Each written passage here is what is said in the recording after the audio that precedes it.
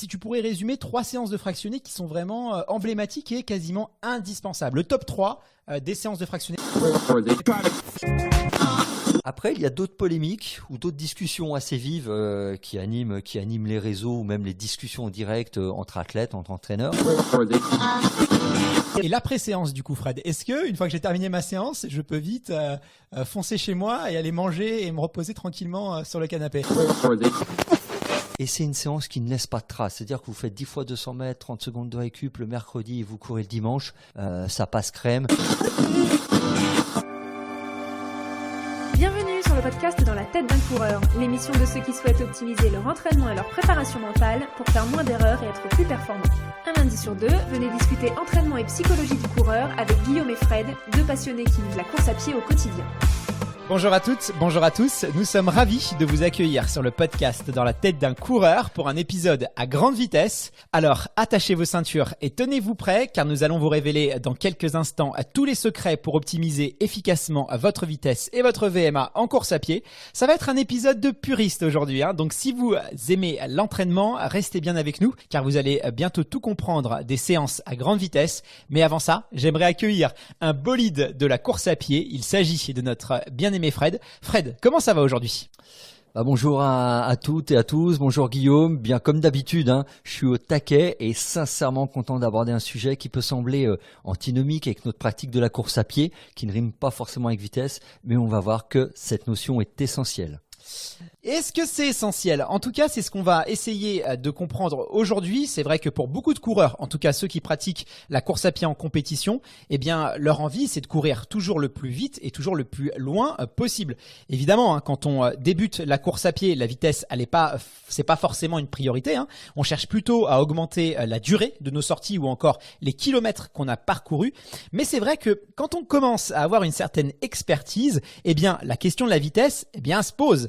Notamment si on souhaite s'améliorer pour par exemple battre un record sur 10 km et sur semi. Et encore plus quand on est un coureur expérimenté et qu'on peut avoir l'impression de stagner un peu dans nos chronos et que du coup on cherche à faire sauter des verrous pour aller plus vite. Fred, dis-moi, est-ce que la vitesse déjà elle est si importante que ça pour progresser ? Parce qu'après tout, on n'est pas des sprinteurs, on n'est pas des petits Usain Bolt en puissance, parce que notre ami Usain sur marathon à mon avis il ferait pas trop le malin. Effectivement, on n'est pas des Usain Bolt, mais j'aimerais du coup te répondre en citant Renato Canova, qui est un célèbre entraîneur italien plutôt spécialisé sur le marathon et qui s'occupe de près des 3/4 des meilleurs Kenyans notamment. Il avait également conseillé en son temps Bekele. Eh bien, Canova, il te répond assez simplement et le plus naturellement du monde que le marathon est une course de vitesse, ce qui peut surprendre quand on le dit comme ça. Mais comment l'argumente-t-il ? En fait, il te dit tout simplement le but de toute course, et le marathon fait partie, c'est d'arriver le plus rapidement sur la ligne d'arrivée. Donc, dans l'absolu, oui, la vitesse est essentielle. Et ça me permet de revenir sur un élément qui est celui de l'endurance, parce que souvent on a tendance à penser que l'endurance, c'est courir longtemps et le plus lentement possible. C'est pas du tout ça. En termes de qualité physique, l'endurance, c'est la capacité à soutenir le plus longtemps possible l'intensité la plus élevée possible. Et c'est bien ça qu'il faut avoir en tête. Et ceci étant dit, quand un athlète de fond, un coureur à pied, te parle d'augmenter sa vitesse, il te parle en fait d'augmenter sa fameuse VMA, la vitesse maximale aérobie, qui est un des éléments de la performance avec l'indice d'endurance et l'économie de course. Donc oui Guillaume, il faut travailler sa vitesse. Ok Fred, et justement tu fais référence à la VMA qui est la fameuse vitesse maximale aérobie qui correspond, pour rappel, à notre consommation d'oxygène maximale. Au-delà de cette consommation, elle augmente plus et le corps fait alors appel à une filière anaérobique sans oxygène pour compléter les besoins énergétiques qu'on peut avoir. Et tu sais, on dit souvent aussi qu'on peut mesurer sa VMA, qu'il est possible de la calculer. Et la question qu'on peut se poser alors c'est comment on fait pour calculer cette VMA, parce que j'ai l'impression que c'est assez essentiel quand même dans l'entraînement du coureur. Comme je le disais, ça fait partie des éléments de la performance. Donc effectivement, il est important d'avoir une bonne connaissance de cette fameuse vitesse maximale aérobie qui, et je complète ce que tu as dit, est la vitesse à laquelle notre consommation d'oxygène est maximale, mais on peut aller beaucoup plus vite. Par contre, le corps ne consommera pas plus d'oxygène. Ça, il faut bien le comprendre. C'est pas votre vitesse absolue. Ceci étant dit, il y a plusieurs moyens de déterminer votre VMA. On a les tests, tests de labo et tests de terrain. Les tests de labo, c'est tout simplement le test d'effort que vous pouvez faire dans une clinique du sport ou un service des sports d'un hôpital. Ce sont des tests sur tapis, par palier, et au fur et à mesure, la vitesse augmente et à un moment, vous atteindrez votre fameuse vitesse maximale aérobie qui, pour ceux que ça peut intéresser, correspond également au moment où votre fréquence cardiaque maximale sera atteinte.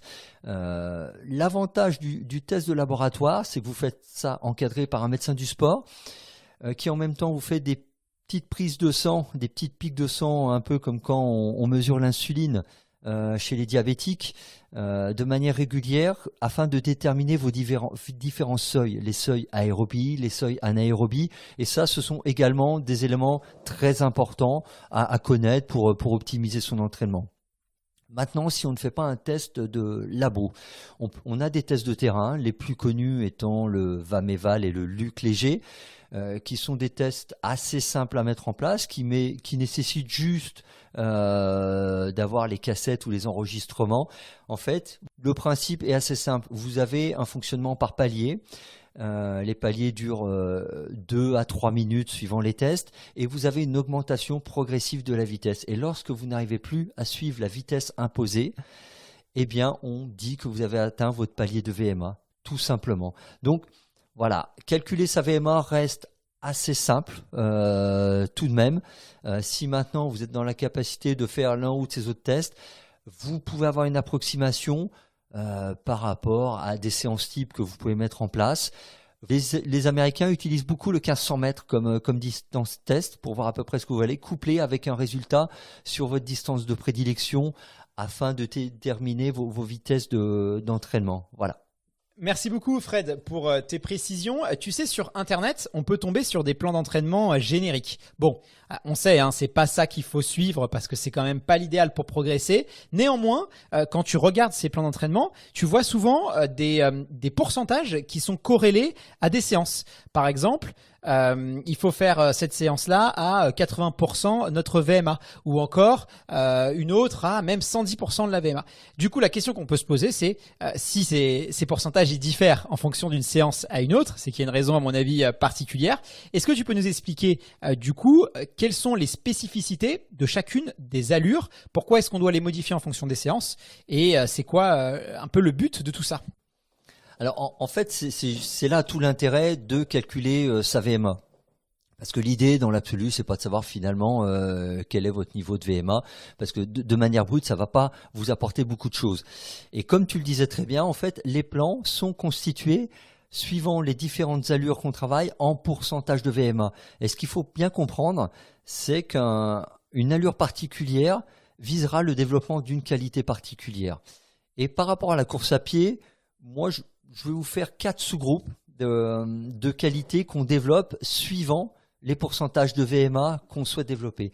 Ce qu'on appelle la puissance aérobie, c'est lorsque vous souhaitez développer, améliorer cette fameuse vitesse maximale aérobie. Là, vous travaillez sur des intensités comprises entre 105 et 95% de votre VMA.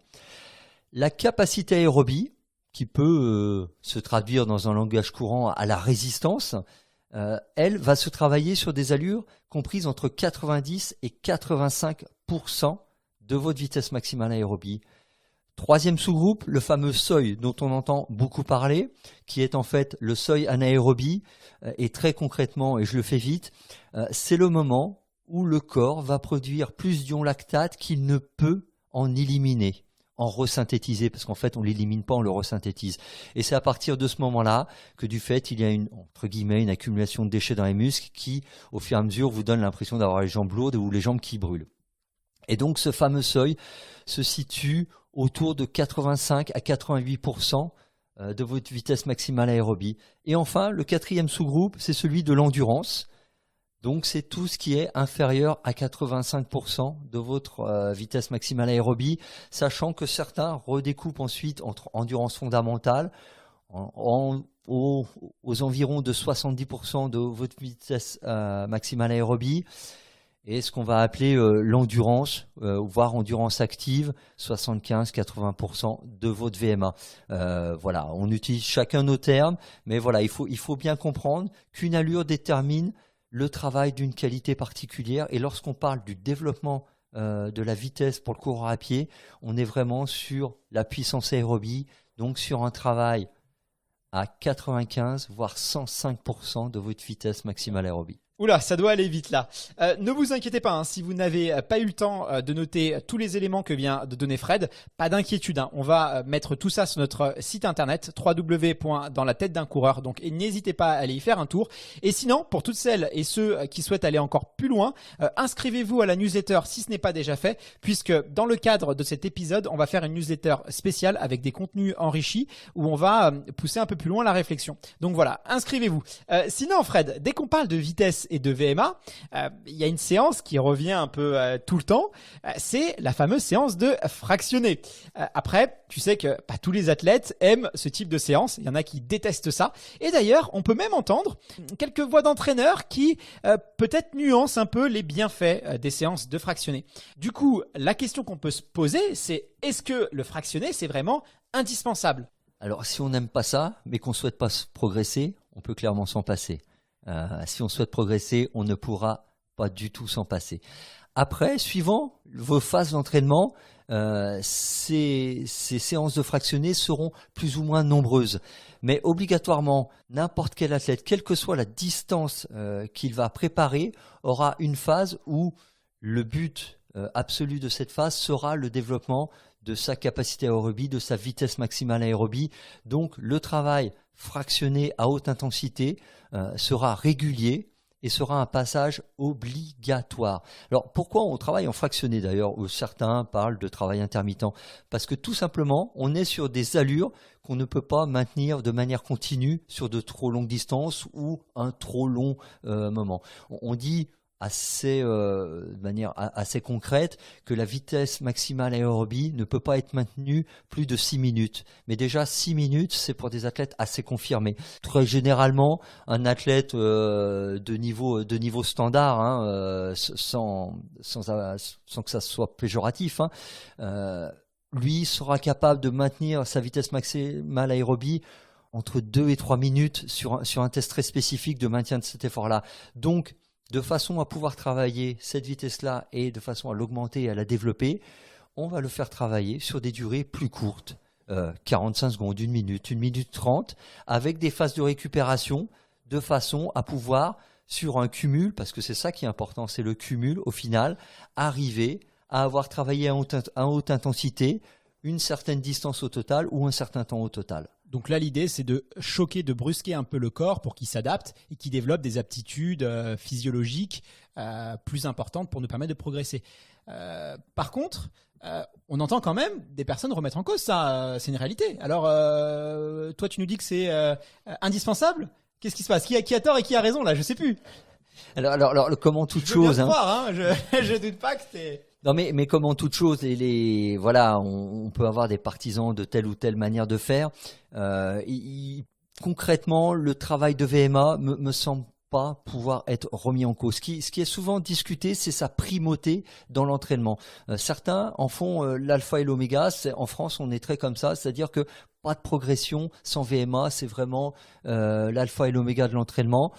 D'autres le nuancent, notamment on voit des courants qui se développent, qui s'appellent eux-mêmes les seuillards, où pour eux l'alpha et l'oméga de l'entraînement reste le travail au seuil. Après, ces personnes-là, ils font aussi des séances de fractionnés de 300, de 400 mètres, ils font de la VMA pure et dure.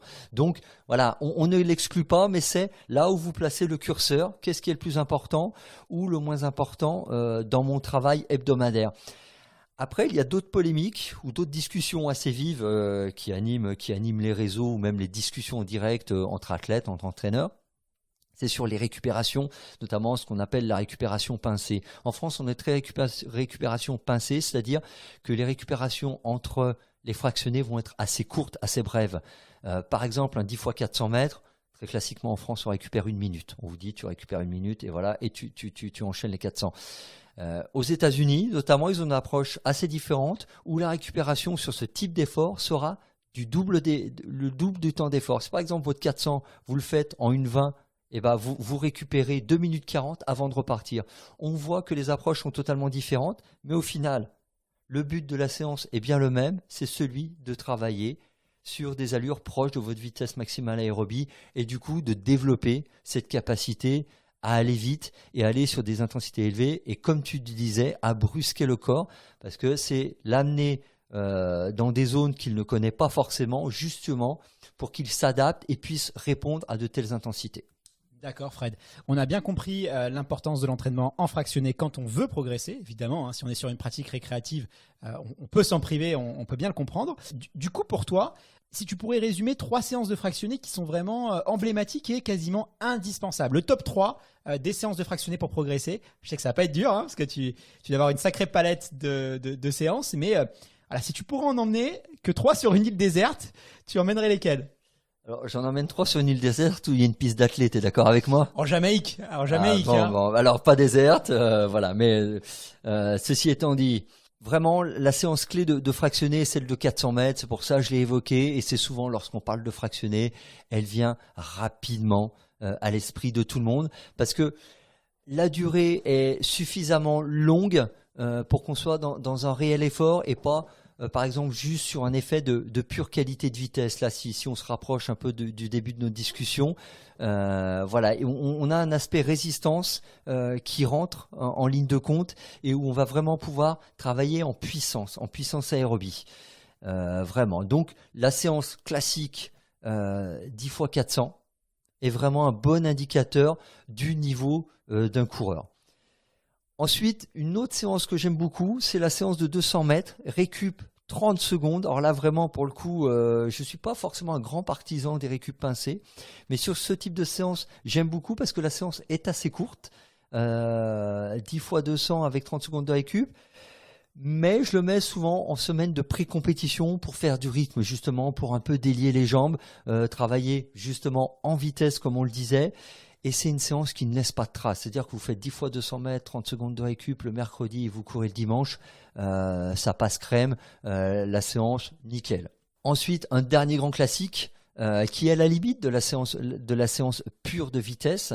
C'est la séance de 6 x 1000 mètres, récupération 200 mètres, qui est pour moi représentative du niveau d'un coureur sur 10 km. Et souvent, votre niveau sur 10 km vous donne un jalon assez important et représentatif de ce que vous pouvez faire sur d'autres distances.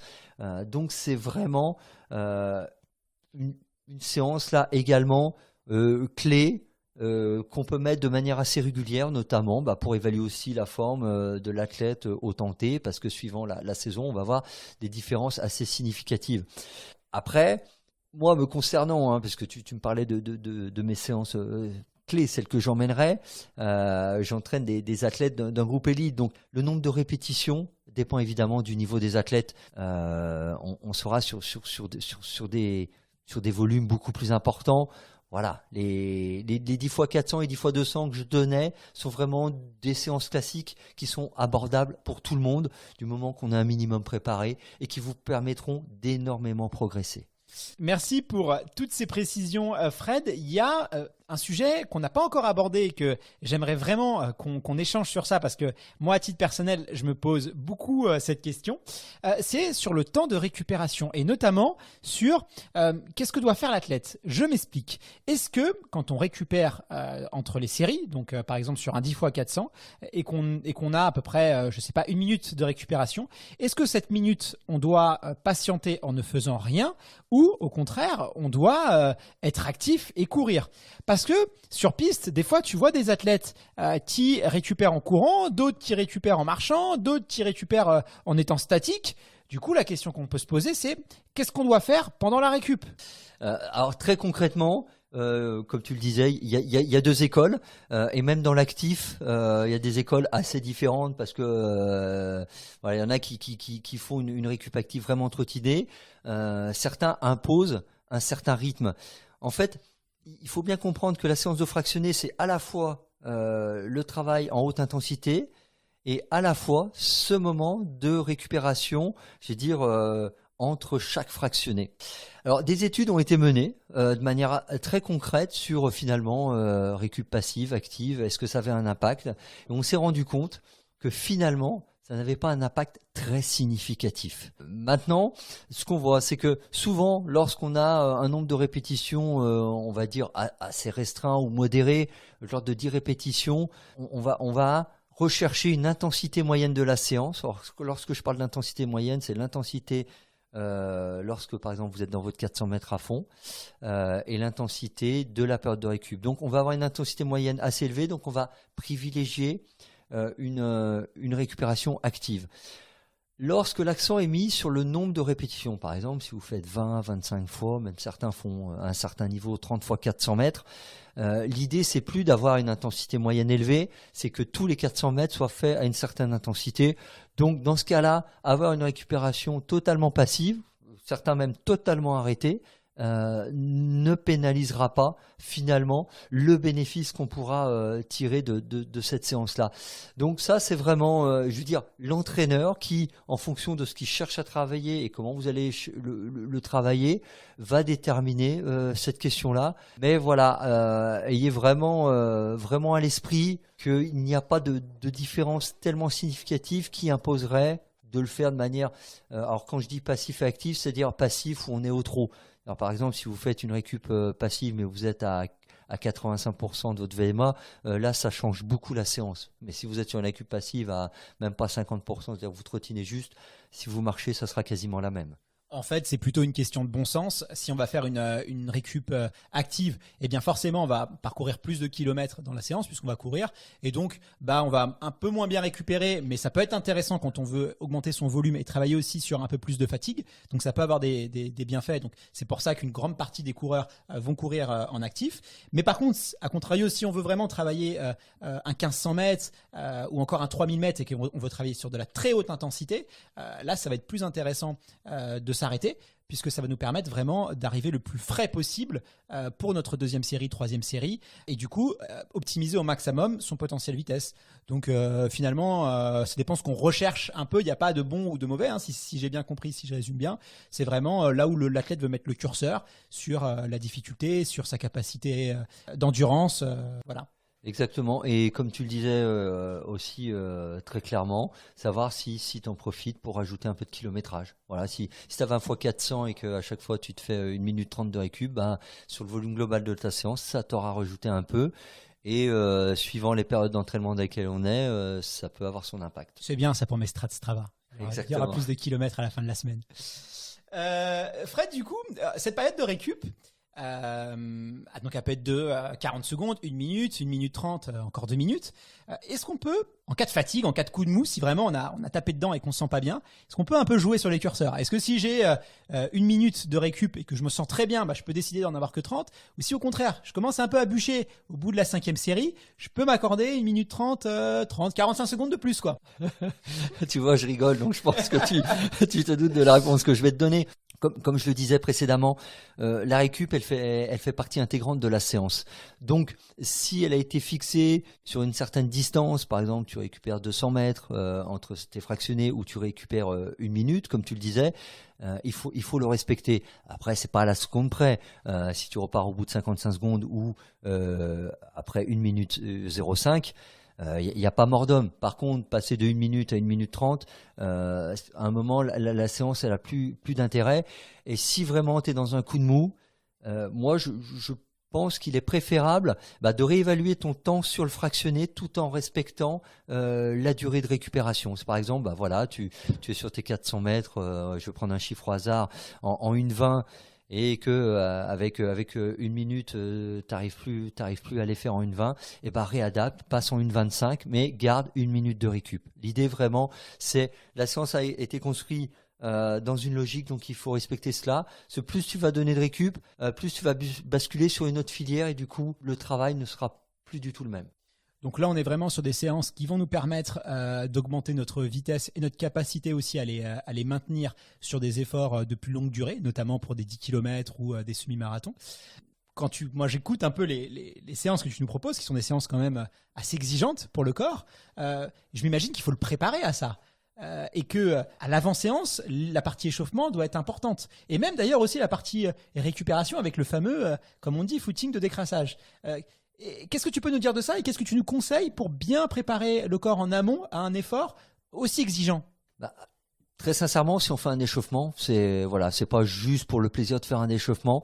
Il répond, comme tu le dis très bien, à des impératifs et à un objectif précis, c'est de préparer l'organisme à l'effort que vous allez lui demander. Ça, c'est la base et c'est le but ultime de l'échauffement et c'est pour ça qu'il faut bien le mener, il faut bien comprendre pourquoi on le fait. C'est-à-dire que si vous arrivez sur la piste, vous dites aujourd'hui, on va reprendre une séance qu'on citait, 10 x 400, vous y allez tout de go sans préparer, vous n'allez pas aller bien loin et en plus votre organisme il va vraiment pas aimer.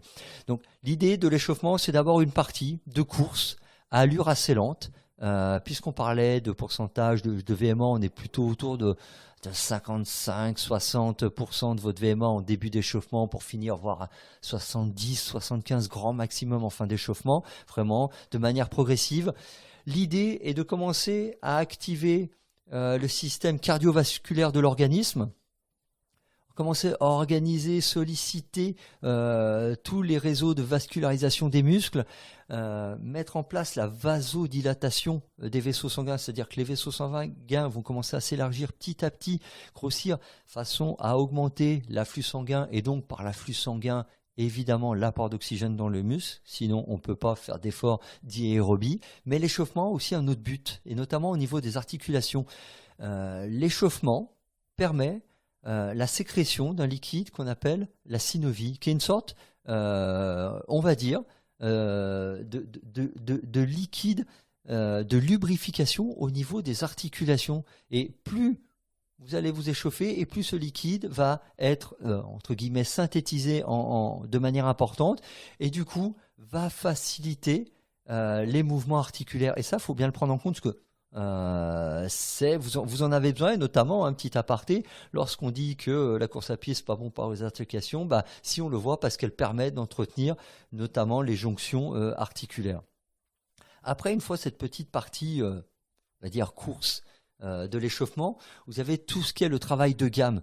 Tout le monde connaît les fameux talons-fesses, montée de genoux, jambes tendues pour ne citer que, qui sont à l'athlétisme ce que sont pour le pianisme les gammes et qu'il répète toute sa vie de musicien. C'est pareil, le coureur à pied les répétera toute sa vie. Et alors, il peut y avoir deux buts aux gammes, mais dans l'échauffement, et notamment pour le coureur à pied, c'est d'échauffer spécifiquement certains groupes musculaires. On va prendre les ischio-jambiers qui sont quasiment pas échauffés par le simple fait de courir. Si vous n'exécutez pas ces gammes, vous allez quasiment partir avec des ischios à froid, ce qui pourra créer des lésions, des micro-traumatismes qui pourraient être pénalisants. Donc ne négligez pas cet aspect-là. Après, les gammes peuvent aussi servir pour un travail technique de pied, mais dans ce cas-là, elles sont exécutées de manière un peu différente. On aura l'occasion d'y revenir une autre fois. Mais voilà, il faut bien distinguer les deux travails différents qu'on peut avoir dans les gammes, parce que ça oriente la manière dont vous les exécutez. Et enfin, pour finir votre échauffement, les fameuses accélérations progressives sur 50, 60 mètres. L'idée, c'est pas de faire un 50 mètres pleine balle, mais c'est de commencer en courant normal pour accélérer progressivement et arriver sur les 4-5 derniers mètres à haute intensité, justement pour commencer à activer le corps et le cœur sur une intensité assez élevée. Donc on l'a bien compris, la partie entraînement, elle est extrêmement importante pour le corps, puisque c'est ça qui va nous permettre de conditionner, de préparer notre organisme à l'effort. Il y a tout un processus qui se met en place pour nous faciliter la séance. Donc mieux on va s'échauffer, mieux on va faire nos gammes, mieux on va faire nos accélérations progressives, plus on sera performant et moins ce sera difficile pour nous. Donc ce serait dommage de s'en priver. Autre conseil que je peux vous donner et que moi je pratique, c'est notamment lors des lignes droites, accélération progressive que Fred parlait, c'est de faire des 100 mètres à l'allure sur laquelle vous voulez travailler. Par exemple, si vous faites une séance de 8 x 1000 en 4 minutes au kilomètre, faites vos 100 mètres en 24 secondes. Si vous la faites en 3,20, faites-la en 20 secondes. Ça vous permet vraiment déjà commencer à habituer le corps à ces allures et de pas partir trop vite quand vous allez commencer votre séance, puisque vous allez déjà avoir les allures en tête. Donc ça, c'est un conseil que n'hésitez pas à l'essayer, ça peut peut-être marcher sur vous.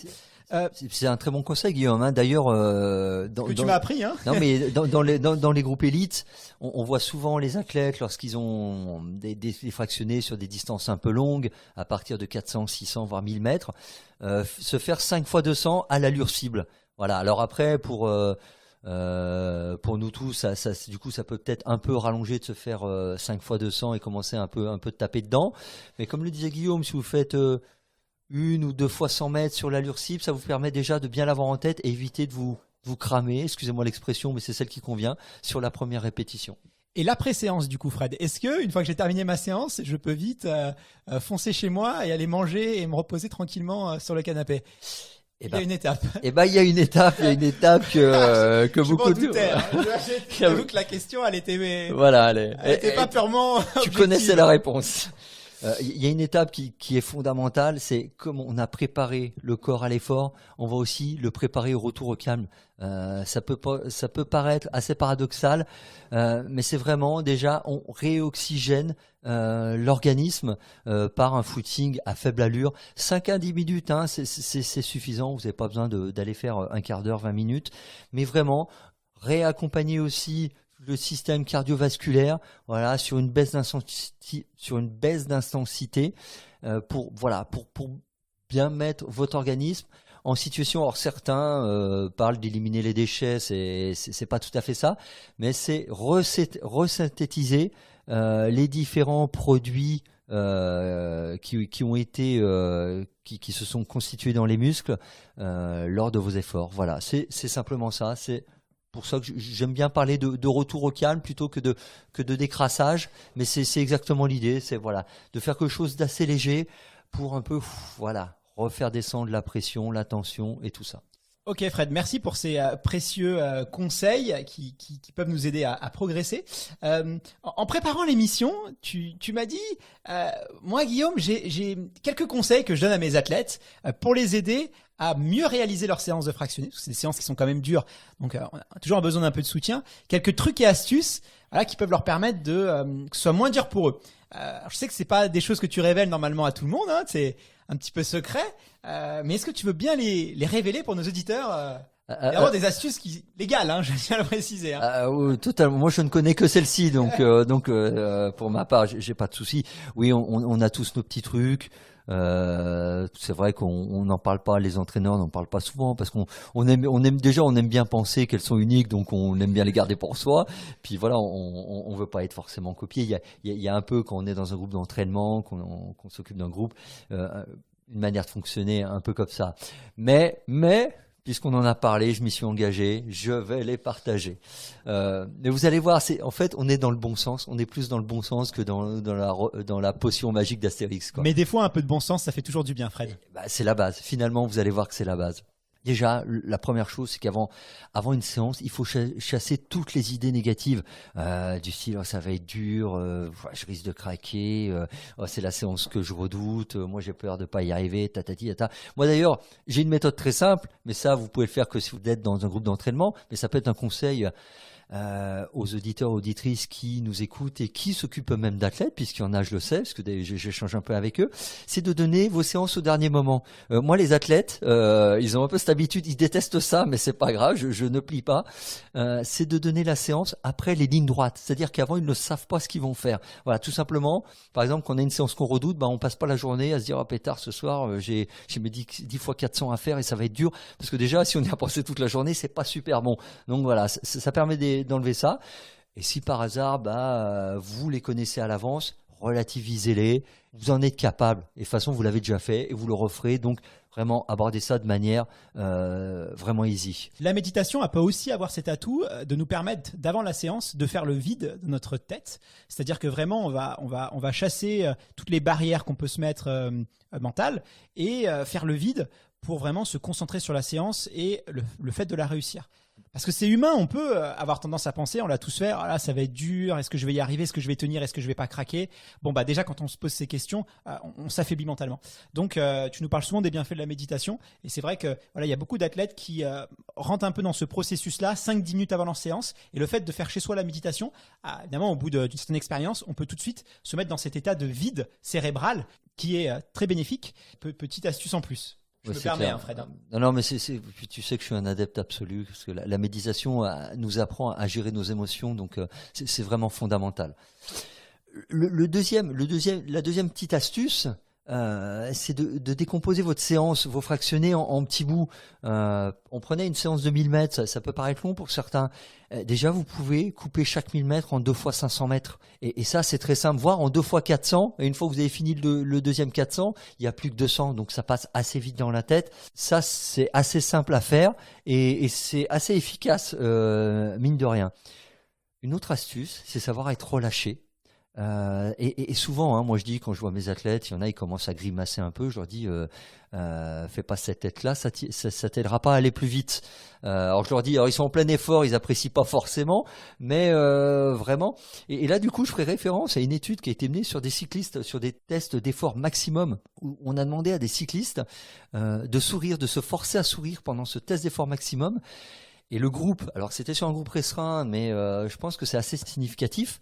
Le groupe qui était forcé à sourire a eu de bien meilleurs résultats avec une perception de l'effort qui était moindre que le groupe qui n'avait aucune indication et qui d'une manière assez classique s'est mis à se crisper, à avoir les épaules qui se tendent, même sur un vélo c'est possible, ceux qui font du vélo connaissent bien l'affaire, et à commencer à avoir la mâchoire qui se serre. Donc vraiment, soyez relâchés, je dirais, de la tête aux pieds.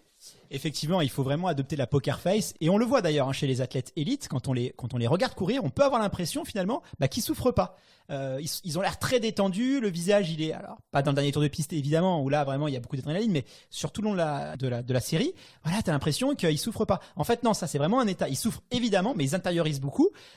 Mais à l'entraînement ils se sont habitués là. Ils se sont habitués vraiment à être le plus relâché, le plus neutre. Donc vraiment ça c'est quelque chose qu'il faut travailler à l'entraînement, adopter la poker face et aucun signe de fatigue, de crispation, de petites cris de douleur des fois qu'on peut entendre et voilà, et le plus relâché possible. Un quatrième point, toujours dans les petites astuces, hein, ces séances sont faites pour vous mettre entre guillemets dans ce qu'on appelle être dans le rouge. Donc c'est totalement normal et vous finissez sur les genoux d'ailleurs entre guillemets. Hein, on ne doit pas vous emmener à l'hôpital à l'issue de la séance évidemment, mais l'idée c'est quand même d'aller au-delà de ses limites et d'élargir sa zone de confort dont on a déjà pu parler ensemble. Donc vraiment, ça, il faut aussi être assez relâché par rapport à ça. Vous savez que vous allez affronter ce type d'effort. À quoi ça va vous confronter ? Bah voilà, c'est le but. Sur les derniers fractionnés, là, quand on commence, ça devient aussi un peu dur, hein, c'est normal quand on est sur 10 répétitions et qu'on arrive à la 7-8e, on commence à vraiment, c'est souvent là que je dis, bon, c'est maintenant que la séance elle commence, hein, c'est pas sur les 3-4 premières répétitions. Une petite astuce, c'est de vous imaginer, là c'est tout le travail du mental, que vous êtes sur les premières répétitions. Et du coup, vraiment d'essayer de configurer votre disque dur interne sur le fait c'est la première, c'est la deuxième, c'est la troisième, et de réagir ainsi. Et vous allez voir que c'est également beaucoup plus facile. Et enfin, sur les séances de VMA qui peuvent être particulièrement dures, notamment lorsqu'elles sont longues, alors déjà être dans un groupe, c'est l'idéal, mais avoir un ami ou l'entraîneur qui est là et qui vous donne les temps de passage, par exemple aux 400 ou aux 500, si c'est 2000 mètres, et qui vous encourage et qui vous donne aussi les petites consignes de relâchement et d'encouragement, et ben, c'est essentiel. Donc vraiment, si vous savez que vous avez des séances qui sont particulièrement dures et dont c'est le but, n'hésitez pas à les placer dans un cadre idéal, soit avec le groupe, soit avec des gens qui peuvent vous accueillir, ou alors même sur un stade que vous connaissez, vous savez qu'il y a d'autres personnes qui s'entraînent à ce moment-là. Le fait, ne serait-ce que d'avoir d'autres gens qui s'entraînent, c'est un élément moteur et souvent en plus entre coureurs, même si on connaît pas les personnes, on s'encourage, allez, c'est bien. Enfin, je pense qu'on l'a tous vécu. Donc, n'hésitez pas à faire ainsi, parce que c'est sûr que si vous avez de votre séance de 10x400, qui est pour vous une épreuve et que vous allez sur la piste seule en plein cagnard à 14 heures, ça va être plus dur que si vous allez à un moment où vous avez déjà un groupe qui s'entraîne, même si vous entraînez pas forcément avec eux, ou si vous avez des amis ou votre entraîneur qui vous accompagne. Effectivement, il y a toujours des mots gentils qui sont prononcés entre coureurs, des petits mots d'encouragement, ne serait-ce que des petits allez, courage, qu'on peut entendre même de coureurs qu'on ne connaît pas, et ça fait toujours plaisir, et c'est très motivant. Ça, c'est vraiment l'esprit course à pied. Donc, il ne faut pas hésiter quand on croise d'autres athlètes s'entraîner sur des séances dures à les encourager. Fred, du coup, un coureur, pour augmenter sa vitesse, est-ce qu'il doit compter uniquement sur ses petites jambes et sur des grosses séances qui va se programmer, ou il a d'autres leviers pour performer? Il y a d'autres leviers, il y en a deux fondamentaux qui sont pour moi le travail de musculation, renforcement musculation, et celui de la technique. Parce qu'en fait, l'idée, c'est d'améliorer vos qualités musculaires et biomécaniques. Donc les qualités musculaires, c'est avec tout le travail de musculation, notamment en charge additionnelle, pas simplement le renforcement à poids de corps. Parce qu'on va travailler sur la qualité de force explosivité. Et plus vous allez avoir un muscle, je vais le dire de manière un peu usuelle, mais plus vous allez avoir un muscle costaud, plus il va pouvoir répondre à l'intensité à laquelle vous le sollicitez. Le travail technique va vous permettre de travailler vos qualités, notamment votre qualité de réaction, de coordination. Parce que lorsqu'on parle de vitesse, effectivement, il y a la vitesse de déplacement, mais il y a la vitesse gestuelle dont fait partie la coordination. Et plus vous avez un geste qui est rapide et efficace, et évidemment, plus il va contribuer à améliorer votre vitesse absolue. Ok Fred, d'ailleurs on aura l'occasion de revenir dans la saison 2 sur un épisode spécifique sur l'entraînement musculaire en course à pied. On ne trouve pas forcément beaucoup d'informations sur ça et on travaille justement pour essayer d'y remédier. Tu sais Fred, on peut aussi avoir l'impression ou la sensation qu'à certains moments on a atteint notre limite en vitesse et qu'on progresse plus et qu'on n'arrive pas à dépasser un certain niveau de vitesse, une certaine puissance. Alors, est-ce que c'est réel ou pas? Est-ce qu'on peut atteindre ses limites en vitesse? Alors, je te dirais, je vais te faire une réponse qui va beaucoup te plaire. Je te dirais oui et non. Monsieur le Premier ministre est de retour. Exactement. En fait, ça dépend, comme je le dis souvent, et c'est réel, de votre passif de coureur. C'est sûr que si vous vous entraînez depuis 20 ans avec un entraînement qui est bien construit, où vous avez développé votre VMA de manière optimale en associant à la fois le travail de fractionné, de renforcement musculation, de qualité technique, vous allez atteindre un plafond tôt ou tard. C'est totalement logique. Après, si vous n'avez pas mené tout ce travail, non, il y a toujours des axes et il faut surtout pas se laisser limiter aussi par une pensée qui est celle liée à l'âge. Alors effectivement, avec l'âge, souvent on parle de la bascule de la quarantaine. On a les fibres musculaires qui se raidissent un peu, mais en même temps, si on fait tout le travail qu'il faut de renforcement technique, d'assouplissement et de fractionner, on peut encore améliorer très très longtemps ses qualités de vitesse et encore augmenter sa VMA. Après, si vous faites de l'athlète depuis que vous avez 10 ans et que vous avez toujours été encadré par des top coachs, évidemment, vous arrivez à 40 ans, vous atteindrez certainement plus un plafond. Mais même lorsque vous aurez atteint votre plafond en vitesse, la course à pied a ce charme qu'il y a tellement de leviers possibles pour performer, que là, on pourra, si vous êtes au plafond sur un, vous êtes rarement au plafond sur tous les leviers mobilisables, donc vous pourrez toujours progresser. En tout cas, ça, c'est ma conviction profonde. Effectivement, il y a plein de leviers pour progresser, notamment aussi sur la nutrition. Donc voilà, c'est pas une excuse, on va dire, le prétexte de l'âge ou d'un entraînement régulier pour lâcher les chevaux. Après, évidemment, on dit que jamais aucun arbre ne monte jusqu'au ciel. Et effectivement, on peut atteindre notre limite en course à pied. Mais le problème, c'est que dans 95% des cas, on va se mettre des limites mentales avant même d'avoir atteint ces limites naturelles. Donc voilà, pour atteindre vraiment ces limites naturelles en course à pied, faut y aller. Donc pas d'excuses et on continue de s'entraîner. Fred, on dit que quand on travaille sa vitesse, quand on fait des séances de fractionnés, eh bien ça peut aussi favoriser les blessures et que ça peut être plus accidentogène. Est-ce que tu es d'accord avec ça? Alors moi, je suis pas du tout d'accord avec cette approche-là et avec cette affirmation. Souvent, c'est parce que c'est relayé par des études qui sont un peu biaisées. Parce qu'effectivement, quelqu'un qui n'a pas forcément l'habitude ou qui fait pas les choses correctement, comme on l'a dit, notamment en termes d'échauffement, de bon calibrage de la séance, en termes de répétition, d'intensité, de récupération et de retour au calme derrière, et avec tout le travail dont on a déjà parlé, que ce soit le renforcement, la musculation, le travail technique, tout ce qui concerne l'hygiène de vie et les à côté, si tout ça n'est pas respecté, l'effort étant violent, oui, on peut plus s'exposer. Mais si on est quand même sur un programme bien encadré, il n'y a pas plus de raison parce qu'en fait souvent les traumatismes en course à pied viennent plus de la répétition des chocs que de leur intensité.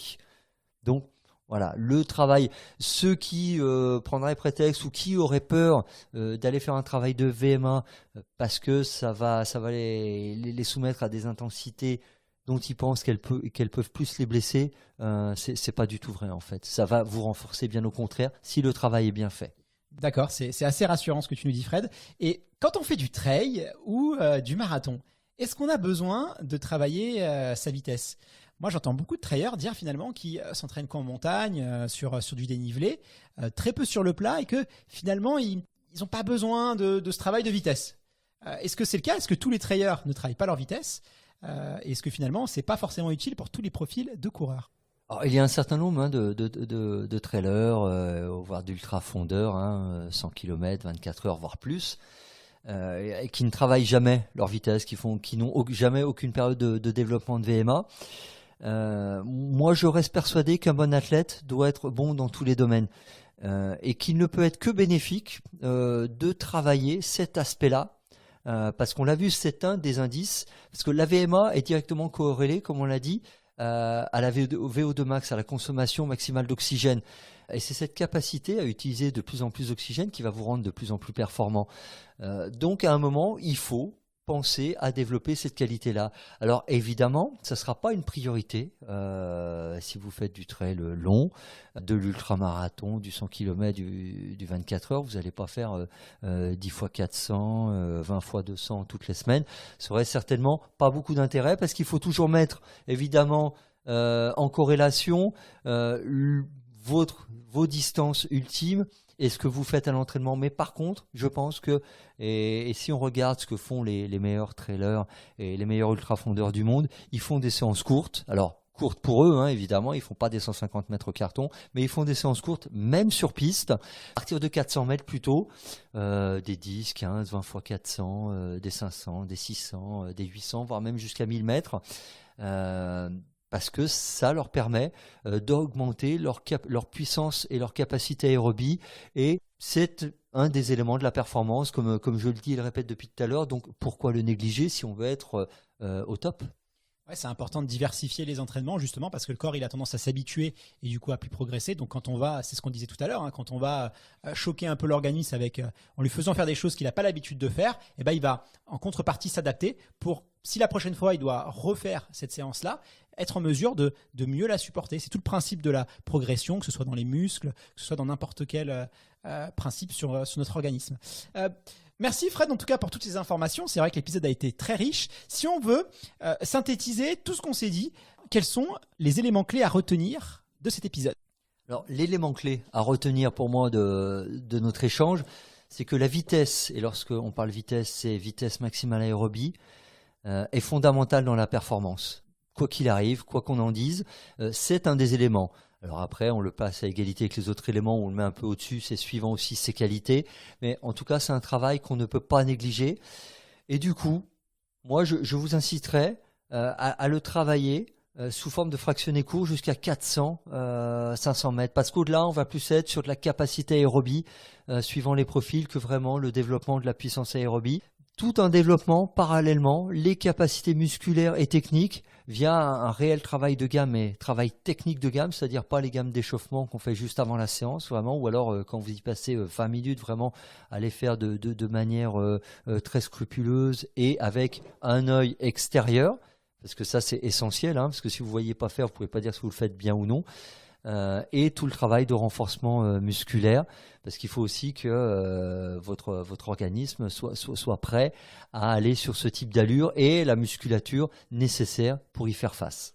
Merci beaucoup Fred pour cette synthèse. Je pense maintenant qu'on peut passer à l'instant lifestyle sans scrupules. Est-ce que tu es prêt ? On y va ? C'est parti. Donc l'instant lifestyle de votre épisode dans La tête d'un coureur, on sait que c'est un moment particulier que vous attendez tous et toutes. On voit que tu n'es pas habitué.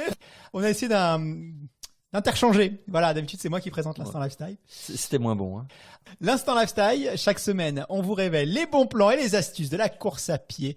Fred, qu'est-ce que tu as dégoté cette semaine pour nos auditeurs férus de nouveautés ? Alors c'est pas forcément une nouveauté, mais aujourd'hui je vais vous parler d'un documentaire qui s'appelle Endurance, qui n'a rien à voir avec un livre du même titre dont j'ai déjà parlé dans l'instant lifestyle. Là, c'est un documentaire sur, en gros, la vie d'Haile Gebrselassie. Vous savez que je suis féru d'Éthiopie, donc de manière assez récurrente, alors pas à chaque fois parce que je veux pas que ça se voit trop, mais je pense que ça devient un peu visible quand même. J'ai toujours un petit truc qui est en lien avec l'Éthiopie. Et alors c'est un documentaire qui dure un peu plus d'1h15, qui est quasiment exclusivement en anglais, non sous-titré. Alors qui est disponible sur YouTube. Donc voilà, vous pouvez le trouver assez facilement, mais c'est vraiment intéressant. Moi, j'ai pas un grand niveau d'anglais et j'ai pu très bien le suivre et tout comprendre. Donc je pense que tout le monde peut. Et puis ça permettra aussi à ceux qui en ont besoin comme moi de s'améliorer dans la langue de Shakespeare. Et c'est vraiment passionnant parce que justement on revient sur toute la période de l'enfance de Gebrselassie où vous savez il y a le fameux mythe parce qu'il allait courir 15 km à l'école, c'est pour ça qu'il était fort et même lui il nuance beaucoup ça hein, mais voilà, il parle beaucoup de cette période-là. On voit l'importance du milieu dans lequel il a grandi, qui peut expliquer aussi une certaine forme de persévérance chez cet immense champion et qui fait qu'il a duré si longtemps. Et c'est vraiment instructif parce que voilà, nous on a l'image du grand champion qui était uniquement souriant sur les pistes d'athlée, qui avait gagné facile.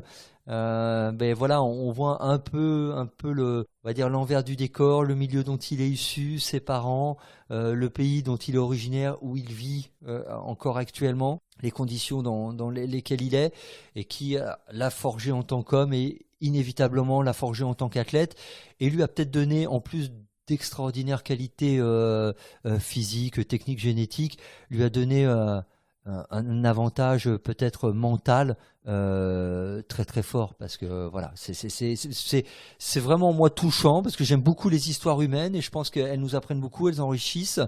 Et là c'est l'histoire de Haile Gebrselassie et vous verrez que ça n'a pas été forcément tout le temps cet homme souriant qu'on a pu admirer à chaque meeting au championnat du monde, au JO d'athlétisme.